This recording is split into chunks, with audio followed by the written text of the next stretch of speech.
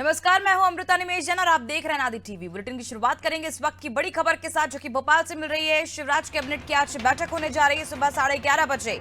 बैठक मंत्रालय में होगी। कई प्रस्तावों पर इस दौरान मोहर लग सकती है। पंप हाइड्रो स्टोरेज परियोजना को बढ़ावा देने पर चर्चा की जाएगी। उच्च न्यायालय जबलपुर के परीक्षा प्रकोष्ठ के लिए 20 पदों के सृजन के प्रस्ताव पर भी चर्चा हो सकती है। सूचना प्रौद्योगिकी क्षेत्र में निवेश को प्रोत्साहित करने के लिए लागू मध्य प्रदेश आईटी निवेश पर भी विचार विमर्श किया जा सकता है। इसके साथ ही प्रोत्साहन नीति 2016 को बढ़ाने के प्रस्ताव पर कैबिनेट में चर्चा संभव है।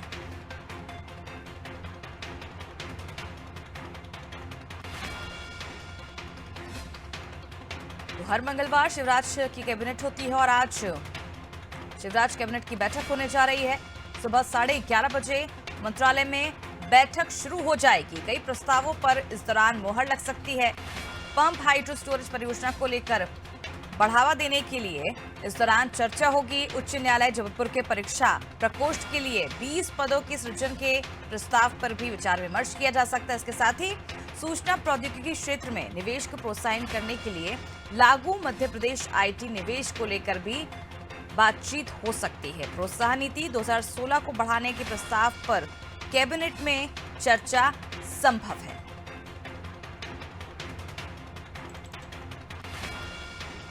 चलिए, ज्यादा जानकारी के लिए रुक करते संवाददाता विवेक राणा की ओर। विवेक, आज शिवराज कैबिनेट की बैठक होने वाली है, क्या कुछ अहम मुद्दों पर आज बातचीत हो सकती है? अमृता, शिवराज कैबिनेट की बैठक 11:30 बजे मंत्रालय में रखी गई, जिसमें महत्वपूर्ण विषय पे चर्चा की जाएगी। साथ ही जो महत्वपूर्ण प्रस्ताव है उनको भी हरी झंडी मिलती हुई दिखाई देगी, क्योंकि बात की जाए मध्य प्रदेश की सूचना प्रौद्योगिकी क्षेत्र में निवेशकों को प्रोत्साहित करने के लिए मध्य प्रदेश आईटी निवेशक प्रोत्साहन नीति 2016 को बढ़ाने के लिए प्रस्ताव आज रखा जाएगा और संभावना है कि इस प्रस्ताव को हरी झंडी मिल सकती है। साथ ही उच्च न्यायालय जबलपुर के परीक्षा प्रकोष्ठ के लिए 20 पदों के लिए सृजन के प्रस्ताव पर भी चर्चा की जा सकती है, क्योंकि बड़े लंबे समय से जो जबलपुर के परीक्षा प्रकोष्ठ के लिए जो 20 पदों के जो सृजन की जो चर्चा है वो बड़े लंबे समय से चल रही है और संभावना है कि आज ये महत्वपूर्ण प्रस्ताव पर आज चर्चा होने के बाद हरी झंडी भी मिल सकती है। साथ ही बात की जाए पंप हाइड्रो स्टोरेज परियोजना को बढ़ावा देने के लिए लगातार शिवराज कैबिनेट में इससे पहले भी चर्चा की गई थी और आज इस महत्वपूर्ण प्रस्ताव को मंजूरी मिलती हुई दिखाई देगी।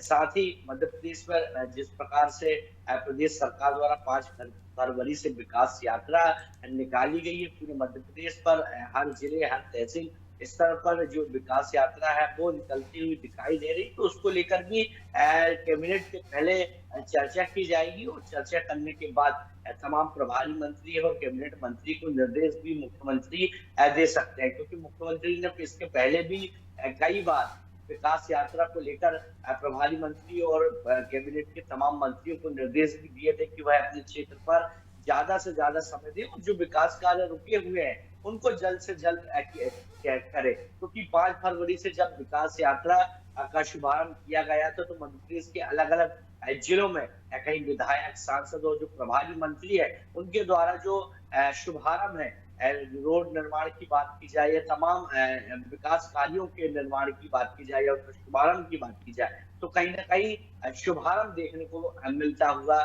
दिखाई दिया था। और आज एक बार फिर शिवराज कैबिनेट में औपचारिक तौर पर विकास यात्रा को लेकर चर्चा की जाएगी और विकास यात्रा पे क्षेत्र का किस प्रकार से ज्यादा विकास और हितग्राहियों तक कैसे बीजेपी सरकार पहुंचे, इस पर भी कहीं ना कहीं विचार विमर्श किया जाएगा। जी अमृता। बिल्कुल विवेक, कई विकास कार्य होंगे जो इस दौरान बैठक में विचार विमर्श किया जाएगा, चर्चा किया जाएगा। ये भी आपसे जानना चाहेंगे, लगातार हम देख रहे हैं, चाहे कर्मचारियों की बात की जाए, स्वास्थ्य विभाग की बात की जाए, डॉक्टर्स की हड़ताल की बात की जाए, लगातार जो कर्मचारी वर्ग है वो सरकार से नाराज चल रहा है। ऐसे में क्या लगता है कि इस दौरान कर्मचारियों को लेकर, स्वास्थ्य विभाग को भी लेकर क्या कोई निर्णय लिया जा सकता है इस बैठक में? अमृता, जिस प्रकार से मध्य प्रदेश के अलग अलग विभाग के जो कर्मचारी हैं वो अपनी मांगों को लेकर लगातार प्रदेश सरकार का विरोध कर रहा है, क्योंकि चुनावी साल में हमेशा से ही देखने को मिलता है कि जो सरकारी कर्मचारी है उनकी मांग, जो लंबित मांग है, जो कई सालों से पूरी नहीं हुई है, वो अपनी मांग के चलते कई बार विरोध भी करते हुए दिखाई देते हैं और हमेशा से चुनावी समय में ये जो विरोध के सुर है वो हमेशा देखने को मिलते हैं। मगर सरकार की चिंता बढ़ती हुई विरोध के सुर के कारण दिखाई देने लगी है। अब देखने वाली बात यह है कि जिस प्रकार से स्वास्थ्य विभाग के तमाम कर्मचारियों की बात करें, डॉक्टर्स की बात की जाए, स्टाफ नर्स की बात की जाए या अलग संगठन कर्मचारियों की बात की जाए, तो सभी एकजुट हो चुके हैं और पुरानी पेंशन बहाली को लेकर अब सरकार के खिलाफ लामबंद होते हुए दिखाई दे रहा है। मगर कांग्रेस ने इस पुरानी पेंशन योजना को लेकर एक बड़ा ऐलान किया है। पूर्व मुख्यमंत्री कमलनाथ ने बड़ा ऐलान करते हुए कहा कि यदि उनकी कांग्रेस की सरकार बनती है तो आने वाले समय में मध्य प्रदेश में पुरानी पेंशन योजना लागू की जाएगी। अब देखने वाली बात है कि कांग्रेस ने तो एक बड़ा ऐलान कर दिया कि यदि उनकी सरकार बनती है तो पुरानी पेंशन योजना को लागू किया जाएगा। तो अब सरकार की जो चिंता है वो अब बढ़ती हुई दिखाई देगी। तो संभावना है कि कैबिनेट की बैठक के दौरान तमाम मंत्रियों से मुख्यमंत्री शिवराज सिंह चौहान आंदोलन को लेकर, कर्मचारियों के और खासतौर पर पुरानी पेंशन बहाली परियोजना को लेकर कहीं ना कहीं चर्चा करते हुए दिखाई देंगे मुख्यमंत्री जी। बिल्कुल विवेक, लगातार पूर्व सीएम कई तरह की घोषणाएं कर रहे हैं, जनता से वादे कर रहे हैं कि कांग्रेस की सरकार बनते ही कहीं ना कहीं जो पुराने वादे हैं वो पूरे किए जाएंगे, जो बीजेपी नहीं कर सकी। अब देखने वाली बात होगी। और जिस तरह से अब सरकार की टेंशन बढ़ती जा रही है, कर्मचारी वर्ग नाराज है, स्वास्थ्य विभाग नाराज है, तो ऐसे में देखना होगा किस तरह से अब कर्मचारियों की बात की जाए या स्वास्थ्य विभाग की बात की जाए, किस तरह से अब बीजेपी उन्हें लुभाने का प्रयास करेगी, क्योंकि हर वर्ग को चुनावी साल साधने का प्रयास सरकार की ओर से किया जा रहा है। बने रहिए हमारे साथ विवेक, आपसे और जानकारी हम लेते रहेंगे। तो देखने वाली बात होगी। फिलहाल अब जो जानकारी मिल रही है वो ये है कि आज शिवराज की जो कैबिनेट बैठक है उसमें विकास कार्यों को लेकर निर्णय लिए जाएंगे, चर्चा की जाएगी। आने वाले समय में ही पता चलेगा कि आखिर किस तरह से सरकार की जो टेंशन बढ़ी हुई है कर्मचारियों को लेकर, वो उस पर कब तक विराम लगेगा, ये देखना दिलचस्प होगा। चलिए बात करते हैं अगली बड़ी खबर की। कमलनाथ की अब बीजेपी की जीती हुई सीटों पर नजर है। कमलनाथ अगले हफ्ते ताबड़तोड़ दौरे करेंगे। उमरिया, शिवपुरी और पन्ना का दौरा करेंगे बीजेपी की। उमरिया, शिवपुरी और पन्ना में सीटें हैं। तीनों जगह कमलनाथ जनसभा को संबोधित करेंगे। 8 फरवरी उमरिया में कमलनाथ जनसभा करेंगे। 10 फरवरी को शिवपुरी में जनसभा होगी। 14 फरवरी की बात की जाए तो 14 फरवरी को पन्ना के अजयगढ़ जाएंगे कमलनाथ। मंडलम और सेक्टर की बैठक में भी हिस्सा लेंगे पूर्व सीएम। चलिए ज्यादा जानकारी के लिए रुख करते हैं संवाददाता विवेक राणा की ओर। विवेक, अब बीजेपी की सीटों पर, जीत की जो सीटें थी उस पर अब कमलनाथ की नजर है। अमृता, मध्य प्रदेश में चुनावी दौर देखने को मिल रहा है और चुनाव जो समय है बहुत कम बचा है और अब कांग्रेस पार्टी है ताबड़तोड़ बैठ के जो करती हुई दिखाई दे रही। साथ ही बात की जाए कमलनाथ की, तो कमलनाथ अब 8 फरवरी से जो बीजेपी के जो गढ़ माने जाते हैं, बात की जाए उमरिया की, शिवपुरी की, पन्ना की, तो बीजेपी का हमेशा गढ़ माने जाने वाली सीटों पर अब जो है कमलनाथ अब दौरे करते नजर आएंगे। 8 फरवरी को उमरिया जाएंगे कमलनाथ, जहां जनसभा को संबोधित करेंगे। साथ ही 10 फरवरी को शिवपुरी और 14 फरवरी को पन्ना के अजयगढ़ में कमलनाथ जनसभा को संबोधित करेंगे। साथ ही जनसभा को संबोधन के दौरान मंडलम स्तर को किस प्रकार से मजबूत किया जाए, इसको लेकर कार्यकर्ताओं से भी मुलाकात करते दिखाई देंगे कमलनाथ। क्योंकि हमेशा से देखने को मिला है कि चुनावी समय के पहले ही कमलनाथ के जो तूफानी जो दौरे हैं वो शुरू हो जाते हैं और एक बार फिर मध्य प्रदेश में बीजेपी की जो सीटें हैं, खासतौर पे उमरिया की बात की जाए, पन्ना की बात की जाए और शिवपुरी की बात की जाए, तो तीनों सीट में हमेशा से ही बीजेपी का कब्जा रहा है। वो ये तीनों सीटों से ही कमलनाथ ताबड़तोड़ सभाएं और अपने बूथ को मजबूत करने का जो काम है वो अब शुरू करने जा रहे हैं। जी अब विवेक, जिस तरह से आप जानकारी दे रहे हैं कि बीजेपी का हमेशा से इन सीटों पर कब्जा रहा है, ऐसे में कितनी बड़ी चुनौती होगी कमलनाथ के लिए इन सीटों पर सेंध लगाना, क्योंकि इस बार अगर देखा जाए तो आम आदमी पार्टी ने भी ऐलान कर दिया कि हर सीट पर, हर क्षेत्र में अब आम आदमी पार्टी अपनी उम्मीदवार उतारेगा। बिल्कुल, इस बार मध्य प्रदेश का जो चुनाव है अमृता बड़ा रोचक देखने को मिल सकता है, क्योंकि जहां तीसरी पार्टी आम आदमी पार्टी ने भी एक बड़ा ऐलान कर दिया है कि वह 2023 के विधानसभा चुनाव में 230 विधानसभा सीटों पर चुनाव लड़ेगी। क्योंकि नगरीय निकाय चुनाव की बात की जाए तो जिस प्रकार से महापौर बनी है सिंगरौली में आम आदमी पार्टी की, उससे साफ हो गया कि कहीं ना कहीं आम आदमी पार्टी मध्य प्रदेश में अपने पैर जमा सकती है। यानी कांग्रेस की जो चिंता है वो और भी बढ़ गई है। मगर कमलनाथ की बात की जाए तो कमलनाथ सबसे पहले बीजेपी के गढ़ से, यानी जो सीट हमेशा से ही बीजेपी के खाते में रहती है, वहां से चुनावी जो दौरा है वो शुरू कर दिया है। और कांग्रेस का जो फॉर्मूला है 2018 का, एक बार फिर कांग्रेस पार्टी मध्य प्रदेश में 2023 के विधानसभा चुनाव में अपनाना चाहती है, क्योंकि जो सबसे कम वोटों से हारी हुई सीट है, 20,000 वोटों से हारी हुई सीट है, उस पर कमलनाथ का पूरी तरह फोकस है और उस पर काम करने की जो रणनीति है वो कांग्रेस पार्टी ने बना चुकी है। जी बिल्कुल विवेक, कहीं ना कहीं बीजेपी के लिए भी एक बड़ी चुनौती होगी, क्योंकि अब कांग्रेस की भी जिस तरह नजर टिकी हुई है इन 3 सीटों पर, कमलनाथ जाएंगे और अब देखना होगा किस तरह से कमलनाथ जो है वो साधने का प्रयास करेंगे जनता को। 10 तारीख की बात करें जाए, 8 की, 14 को, इन तीनों दिन कमलनाथ दौरे पर रहेंगे। उमरिया, शिवपुरी और पन्ना में जनसभा को भी संबोधित करेंगे। चलिए बात करते हैं अगली बड़ी खबर की, जो कि भोपाल से मिल रही है, जहां कांग्रेस का विधानसभा चुनाव पर फोकस रहेगा। सफल फॉर्मूले को अपनाने की तैयारी में है कांग्रेस। कांग्रेस शासित राज्य की योजनाओं को वचन पत्र में शामिल किया जाएगा। छत्तीसगढ़, राजस्थान, हिमाचल की परियोजनाओं का अध्ययन किया जाएगा। अध्ययन के लिए 10 उप समितियां बनाई गई हैं। 9 फरवरी को उप समितियों की पहली बैठक होगी। तो देखिए, इस बार सफल फॉर्मूला जो कि 2018 में मध्य प्रदेश में लगाया गया था कांग्रेस की ओर से, और कहीं ना कहीं कांग्रेस को जीत भी मिली थी, अब उसी फॉर्मूले के तहत छत्तीसगढ़ की बात की जाए, राजस्थान की बात की जाए, हिमाचल की बात की जाए, जहां जहां कांग्रेस ने जीत हासिल की है, अब उन योजनाओं का अध्ययन करेगी कांग्रेस और उसके आधार पर इस बार जो रणनीति है चुनावों के लिए तय की जाएगी। चलिए ज्यादा जानकारी के लिए रुक करते हैं विवेक राणा की ओर। विवेक, कांग्रेस अब सफल फॉर्मूले को अपनाने जा रही है इस साल।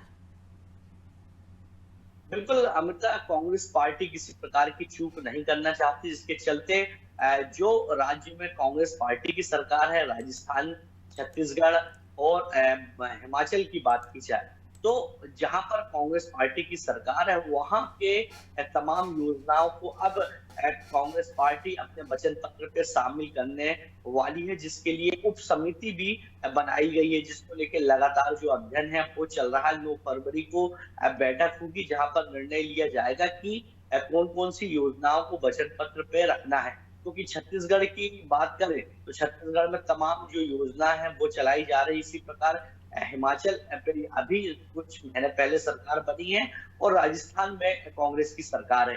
तो ये तमाम राज्यों में जहां जहां कांग्रेस की सरकार है वहां की योजनाओं को अब मध्य प्रदेश कांग्रेस पार्टी अपने वचन पत्र पर शामिल कर लोगों को लुभाने की जो कोशिश है वो करती हुई दिखाई देगी।